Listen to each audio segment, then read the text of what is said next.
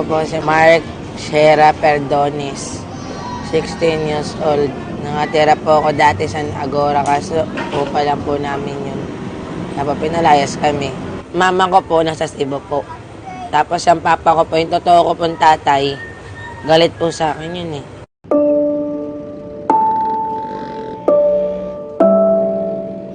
Kasi po, nag-away po sila ng mama ko po. Tapos, yung nag-away po sila, parang nadamay lang po kami. Tapos po, doon po, umalis po si mama, sinundo po siya ng tita ko. Yung totoong tita ko po nasa Cebu, sinundo po siya noon, tapos pinauwi sa Cebu. Kami po, naiwanan. Tagal na po, 2010 pa po. Sinabi niya po sa amin nung umalis siya, nak, babalikan ko kayo. Pagbalik ko, susunduin ko kayong dalawang lalaki kong anak. Susunduin ko kayong dalawa. Sigurado na yung pagbalik ko rito.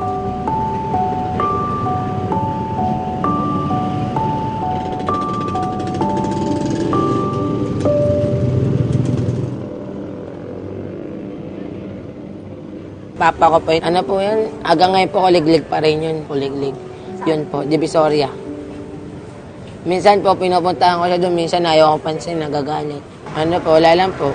Umiiyak lang ako, sabi alis ako. Yun lang po. Kasi wala po akong magawa. Tatay ko po siya, bata lang. No, ako.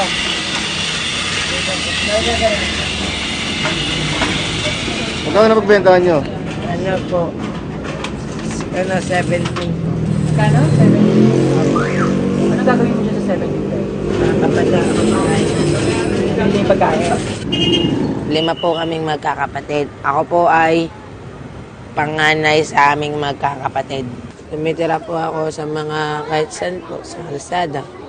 Doon na po ako natutulog. Tapos, pagkakain po kami, paggabi po, pag sarado na po lahat ng kantin, tapos wala po kami pagkain kahit pera wala. Titiis na lang po kami sa gutom, matutulog na lang kami. Yun lang po. Sabi ko nga po kay Pudong, kay Jonas, tiisin mo na yung gutom, matulog ka na lang, baka bukas wala na yan. Ganun ako. 6 po. 6. Magkano na dyan sa pera mo? Simula pa umalis ang mama ko, doon na po nagsimula pag-alagala kami, minsan nga po, naano pa ako sa mga drugs, ganyan. Nadadamay. Minsan, may mga batang nanggugulpi sa amin, di namin kaya labanan. Mahirap na mawala ng magulang. Sila nga lahat, may mga gugulang nakahiga sa mga kalye. Eh, nag-alayas lang sila. Ako, wala nang magulang.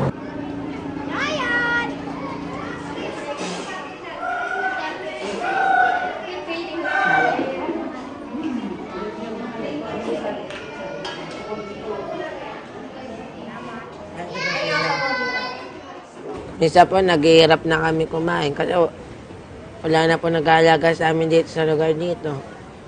So nga po, sana may magabot ng tulong para makauwi na kami. Pang ilang panin mo na yun, Ben? Ito pa lang, po, pangalawa pa lang. Kumusta yung kinakain mo? Okay po. Mag-itlog na kamami. Tapos masarap po.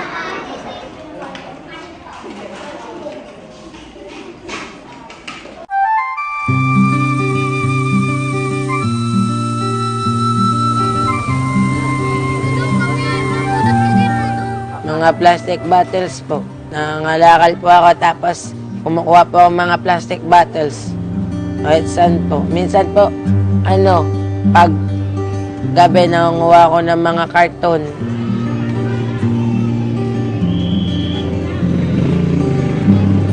Meron lang po ako nakikita nung nakarang araw lang po. Sa may security bank po. Binagbabaril po. Pinagtarat-rat po sa kanya, ang dami pong tama ng bala, hindi na nakarating ng ospital. Namatay po siya doon dahil nawala ng dugo. Sabi, ba't mga kami tinuro? Sabi, ano tinuro ko? Drugs? Drugs ba yun? Sabi, ano yung tinuro ko sa inyo? Ito tinuro mo sa amin, di ba? Nahuli isa namin kasama dahil sa'yo. Sabi, di po ako nagpahuli ron, di po ako nagpahuli. Nagtalo na sila, nag-away, di ko mamindrinis. Nanginig po, hindi na nga po ako makagalaw eh. Para po na-stuck ako. sobrang takot ko, kabadong-kabado. Tapos, niisip ko na lang na wala nangyari. Sorry. Hindi yun nagkikreate ng takot sa ila. So magkakaroon sila ng immunity doon sa nakikita nila at nakikita nila sa murang edad nila, normal lang palang pumatay ng tao. So anywhere they go, hindi na nila ma-justify o ma-delineate ano ba ang tama at mali. Basta kung may kasalanan ka, pwede kang patayin. So it could be magkaroon tayo ng mag-intensify at tataas yung level of criminalities later on.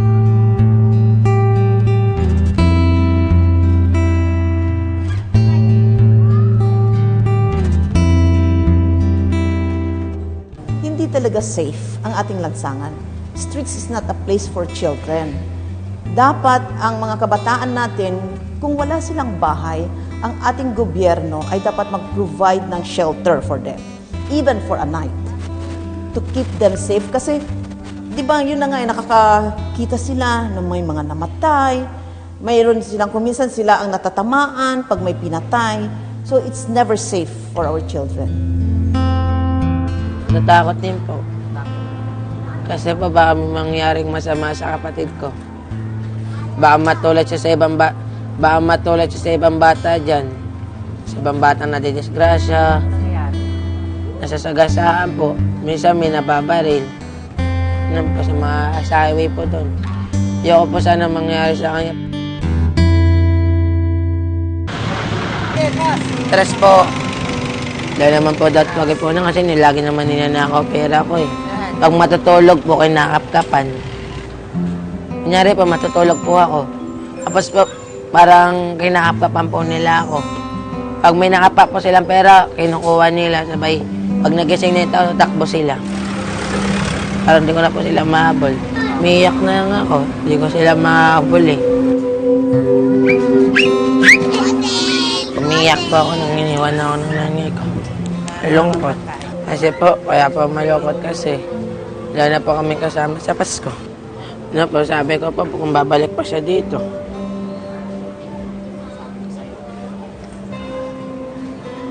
Sabi niya naman po, babalik ako.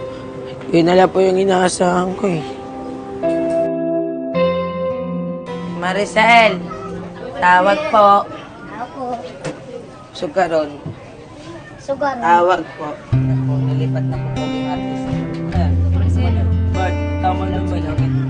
Ma!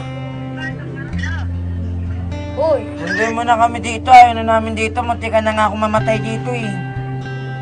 Ano yun, mama? Dito kami magpapasko. Ayaw namin dito. Dalawa lang kami dito. February mo din. February. Ano ba talaga, March o February? Nalilito na ako sa'yo ah. Sana, matulungan kami ng mga taano dito, mga pamangkin. Sana hindi na pabayaan ang tita ko. Sana kunin ako ng mama ko dito. Naiyak po kasi. Sa Pasko po, hindi pa ako kompleto eh. Alas lahat po ng bata, may mga nanay, kami na po wala. So po sana sa Pasko, magkakasama kami lahat eh. Naiyak ako kasi, naalala ko na Nick. So wala po sana, makauwi kami dun sa lugar namin eh. Sa nanay ko para sa Pasko, kompleto kami.